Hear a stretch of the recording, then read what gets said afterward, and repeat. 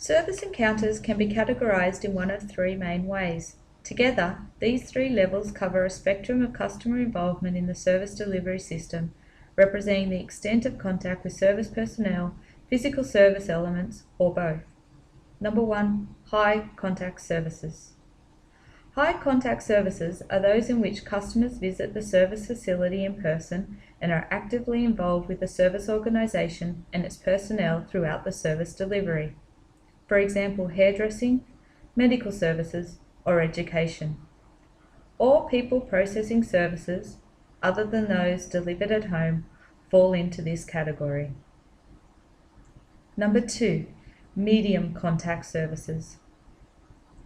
Medium contact services are those in which there is a less face-to-face contact with the service provider and include services in which customers visit the provider's facilities or are visited at home or at a third-party location by the provider, but either do not remain throughout the delivery process or else have little contact with service personnel. Number 3. Low contact services. Low contact services involve very little, if any, physical contact between customers and service providers. Instead, contact takes place remotely through the medium of electronic or physical distribution channels. This is an increasingly popular option in today's convenience-oriented and time-poor society.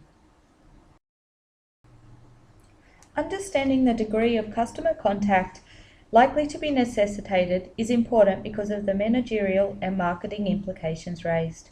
For example, in high and medium contact service situations, customer service personnel in the place of service delivery play a crucial role in shaping the customer's perception, putting the first-time customer at ease, answering questions they may have, and determining their particular requirements and/or concerns.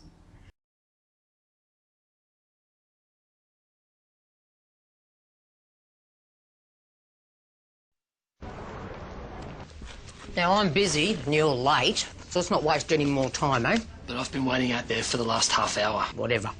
Listen, champ, you're a very valuable customer to Well, us. the reason I've been... So I'm going to sign you up for something you haven't even asked for. You can't do that. Already in the system. Well, I want to make a complaint. Not my department. How about I transfer you to an automated service that'll promise to get back to you?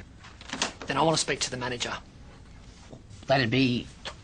me. But I'm in a meeting. Barbara lives in bank world. Go away.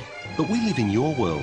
Welcome to ANZ. With the most satisfied customers of the Big Four banks. We're focused on serving you better. Try us and see why.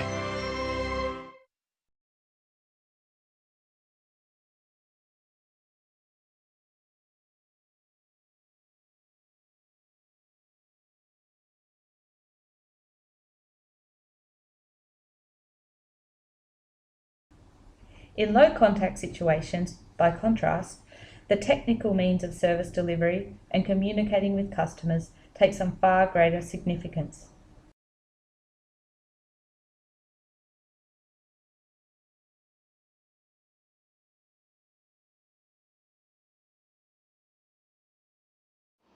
Here's how the majority of people do their banking today.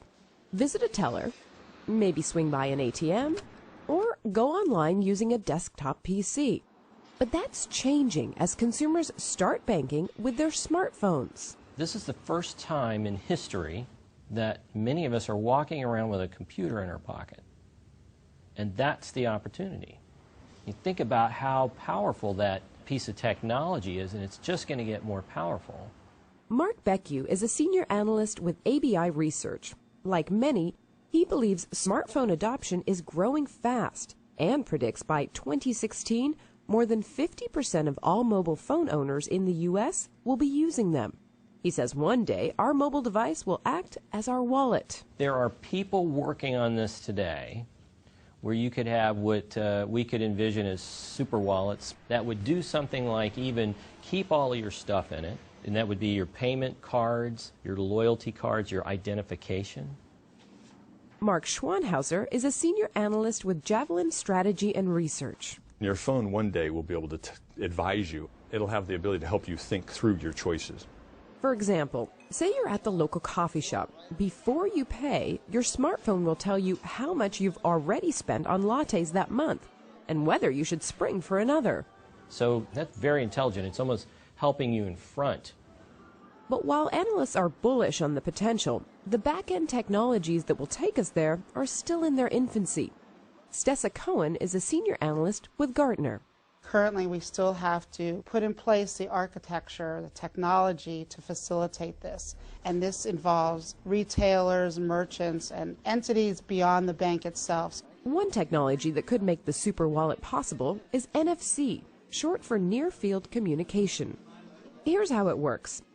A chip embedded in the phone makes it possible to communicate wirelessly with the merchant.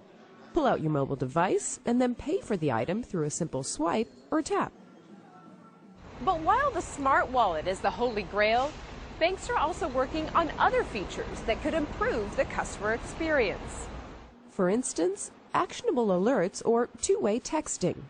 Being able to make an inquiry through texting is the next step, and make an inquiry and receive an answer, whether it's a frequently asked question type of answer or an actual conversation with somebody from the bank. Also on the horizon, person-to-person mobile banking. One of the things that people have a problem with that the mobile can help solve is, I need to pay you $10 that I owe you. Ultimately, a person-to-person payment through a mobile device has a lot of appeal, where I can just type in your cell phone number or your email address, ship you the money, bang, it's in your account. All three analysts we spoke with believe the smartphone will be the key to making mobile banking accessible to the masses. And when that happens, banking as we know it today could be history. For CBSMoneyWatch.com, I'm Sumi Das.